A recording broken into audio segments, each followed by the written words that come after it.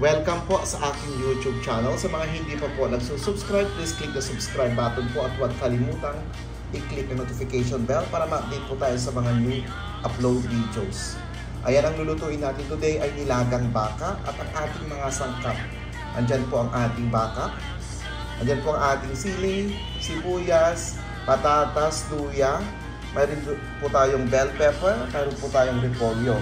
Andyan din po ang ating black pepper, ang ating asin, at ang ating beef cubes. Yan po ang ating mga sangkap sa ating lulutuing nilagang baka.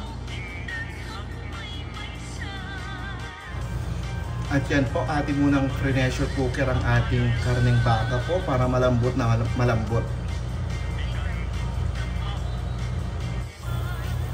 At yan na po, napalambot na po natin ang ating baka. Nailagay ko na rin po ang ating luya, ang ating sibuyas. Nilagyan ko na rin po siya ng paminta.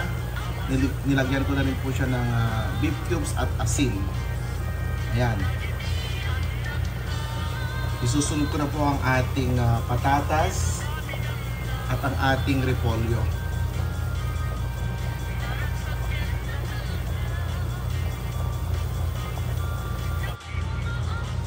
At yan na po, nilagay ko na rin po ang ating potato at ang ating bell pepper at ang ating sili. Isusunod ko na rin po ang ating repolyo.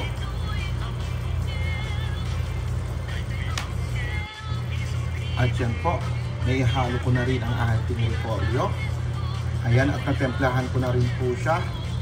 Dinagdagan ko siya ng konting asin. At yan na po. Ayan, malapit na po. Lutuin lang natin ng konti yung repolyo. At pwede na po tayong kumain. Yan po ang ating nilagang baka.